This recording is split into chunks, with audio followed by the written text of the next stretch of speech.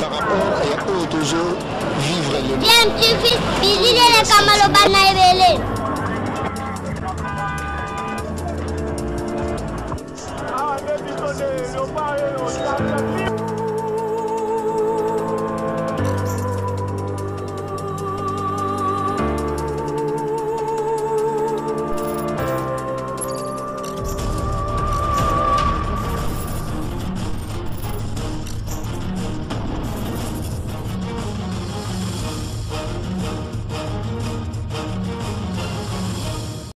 tu veux toujours un enfant.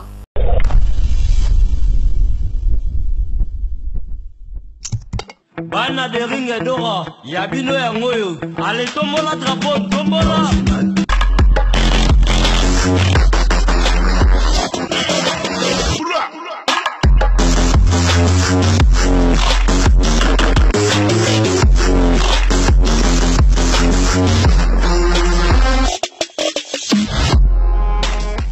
Moment Lukaki, Yangoyo, mon adora nyoso, yaka mercredi na stade de Martyrs na 15h. Kozangate.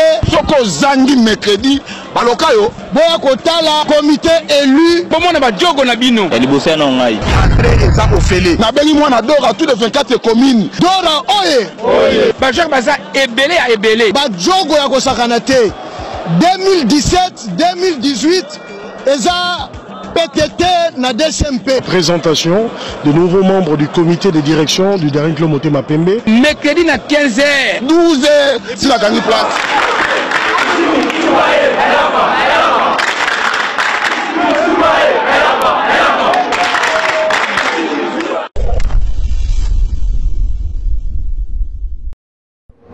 Honorable Juvenal Monobo, vous êtes député national, élu pour le compte de l'UNC. Aujourd'hui, l'actualité reste marquée par la publication du calendrier. Ce calendrier. C'est d'abord un calendrier publié en retard. Pourquoi? Parce que ça aurait dû être connu bien avant la fin de l'année 2016, qui était l'année qui a marqué, dont la fin a marqué la fin également du deuxième et dernier mandat du président Kabila. Et qui a marqué aussi, il faut aussi signaler que les mandats des députés, nos mandats à nous, sont dépassés. Et les mandats des sénateurs, n'en parlons même pas, et des gouverneurs. Donc la première considération, c'est que c'est un calendrier publié avec un grand retard. La deuxième considération, c'est que c'est un calendrier, on a comme l'impression que c'est fait sur base de la pression internationale après l'arrivée de Madame Nikki Haley. Qu'à cela ne tienne, on ne va pas y perdre du temps, on ne peut pas perdre du temps là-dessus. L'essentiel, c'est qu'il y a quand même un calendrier. Maintenant, revenons dans l'examen même de ces calendriers. En fait, c'est d'abord un calendrier qui, on a comme l'impression que ça nous ramène en 2019. Ce n'est même pas l'impression, parce que l'élection aura lieu selon ces calendriers le 23 décembre de 2018. Et le jour de l'alternance, c'est le 12 janvier 2019. Donc le président Kabila reste en tout cas sur son fauteuil jusqu'à janvier 2019. Et donc c'est un calendrier qui s'éloigne vraiment de l'accord de la Saint-Sylvestre, qui estimait que l'élection devrait se tenir au plus tard à la fin de cette année, c'est-à-dire dans pratiquement un mois et demi. Et donc c'est un calendrier qui s'éloigne de très loin de la Constitution. Et puis c'est un calendrier, ça vient nous prouver finalement que les dialogues n'auront servi à rien, les dialogues qui ont été organisés, que ce soit les dialogues de la Cité de l'Union africaine, que ce soit les dialogues de la Saint-Sylvestre. Et donc on est un peu dans cette situation où je pense que la solution, puisqu'il faut maintenant parler des solutions possibles, ça serait pour le Parlement de s'assumer. Vous savez, c'est prévu, d'ailleurs c'est un arriéré de contrôle parlementaire, c'est prévu qu'il y ait l'examen du rapport annuel de gestion de la CENI. Je crois que le président de l'Assemblée, s'il m'écoute à travers cet entretien, il faudrait qu'il programme vite l'examen du rapport annuel de gestion de la Commission électorale nationale indépendante. C'est très urgent, comme le calendrier vient de sortir, il faut que cet examen se fasse le plus urgemment possible. Alors, et dans l'examen de ces calendriers, de ces rapports, nous aurons l'opportunité de proposer à la CENI de réduire les étapes, de réduire les délais et de fusionner les étapes. Parce que c'est possible de fusionner certaines étapes. hein, et ce qui emporterait une réduction du délai.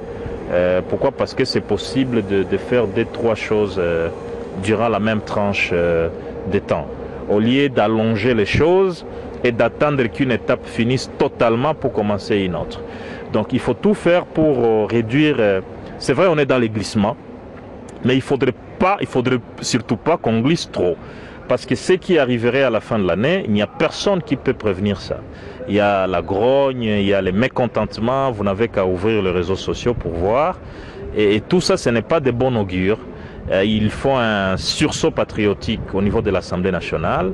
Et les sursauts patriotiques, c'est d'abord au niveau du leadership de l'Assemblée nationale, au niveau du président de l'Assemblée nationale, qui doit agir véritablement comme président de l'Assemblée nationale et pas à la fois agir à la fois comme président de l'Assemblée nationale et comme secrétaire général de la majorité présidentielle. Alors ce calendrier est assorti de plusieurs contraintes, le président de la CENI l'a même évoqué. Comment entrevoyez-vous l'application de ce calendrier au moment où lui-même déjà annonce que ce délai pourrait être rallongé au cas où ces contraintes ne sont pas résolues, entre autres la loi électorale? Après la publication du rapport, j'avais fait 2 tweets. Le premier tweet, c'est que j'estimais, moi j'ai constaté que lorsque vous entendez le président de la commission électorale faire des commentaires sur ces contraintes, on a l'impression qu'il ne s'agit pas d'un calendrier électoral et qu'il s'agirait plutôt d'une sorte de calendrier estimatif des élections. Vous comprenez? Et puis un autre message que je fais, c'est que ces contraintes risquent finalement de vider toute la sève ou toute la substance de ces calendriers. Et donc, voilà, ces contraintes doivent être analysées, passées au peigne fin par l'Assemblée nationale. Donc, il ne faut pas que l'Assemblée nationale donne l'impression qu'elle a pris congé, au fait, de ces débats en rapport avec les élections. Il faut que ce débat ait lieu. Il ne nous reste que quelques semaines avant de clore ou de clôturer la session parlementaire en cours. Et donc, déjà 2 de cette semaine, en principe, si on est tous animés d'une bonne volonté, eh bien, il faut que le président de la CENI arrive à l'Assemblée nationale, qu'on engage un débat, qu'on voie d'abord les rapports, comment est-ce qu'il attend, qu'il nous présente les calendriers encore une fois, et puis qu'il nous présente aussi le plan de décaissement. A-t-il déjà mobilisé combien d'argent pour cela?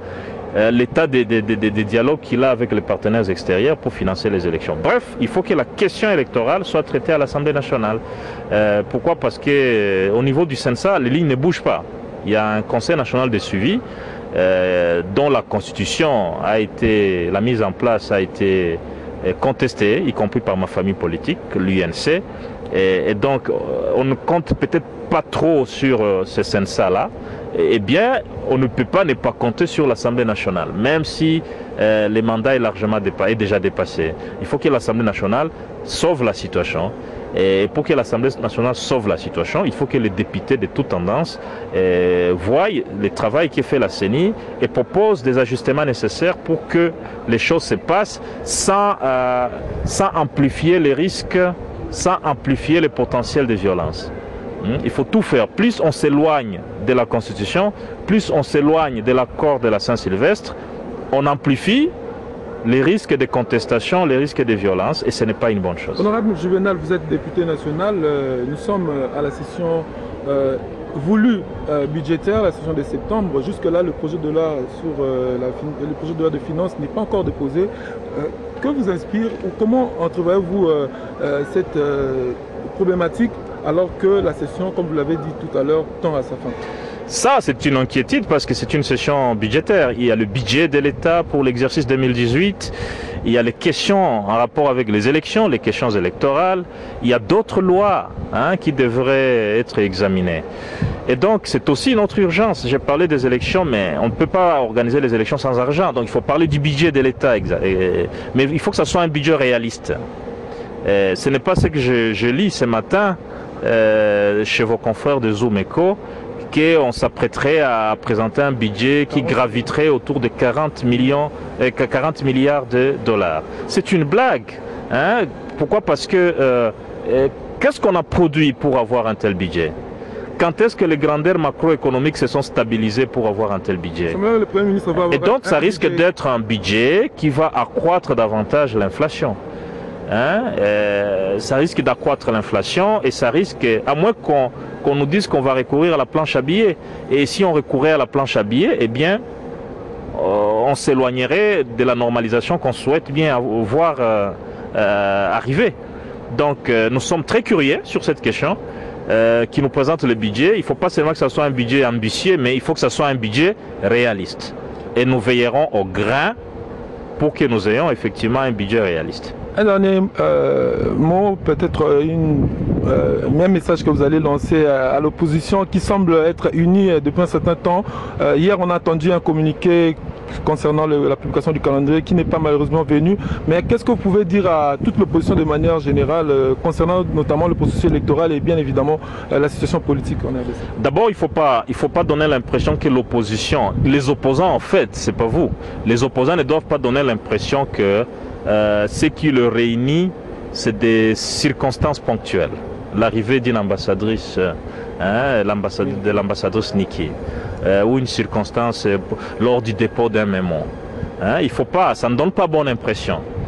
Il faut que chacun soit convaincu de la nécessité de se mettre ensemble. Je suis optimiste, il y a eu la photo où on les a mis ensemble, il y a eu peut-être une deuxième, une troisième photo où ils sont ensemble. Je souhaite que ça ne reste pas seulement au niveau des photos et que ça soit une vraie union sacrée de l'opposition qui se constitue. Parce que ça a souvent manqué et c'est difficile de mobiliser les gens, des milliers de personnes qui n'attendent que de voir les opposants unis dans la sincérité et pas unis dans le but pour chacun de défendre avant tout ses intérêts. Il faut qu'ils mettent de côté leurs égos et donc je disais, il ne faut pas qu'on se limite aux photos, des photos qu'on a déjà vues, première photo, deuxième, troisième photo, il faut qu'ils arrivent à asseoir une vraie union, être en mesure de lancer un message commun, un message qui peut mobiliser les gens. Merci beaucoup. Je vous remercie.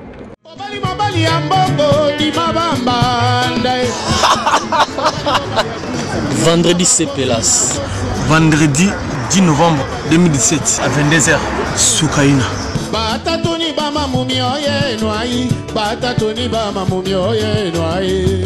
Sam Tintou et ses amis. Modogo Abarambo.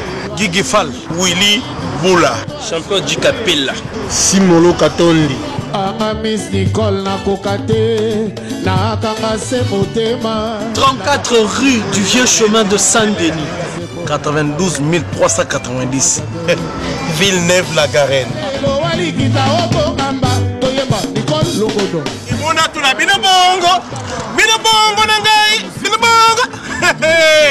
Tena tunikate, pardon, natuna kaka bino bongo.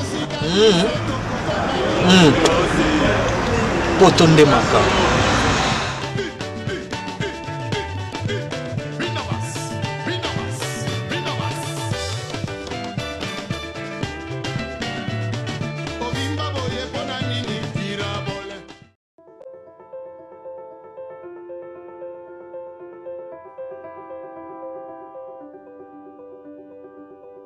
À l'heure où la RDC est à genoux, à l'heure où la pauvreté a confisqué toute dignité,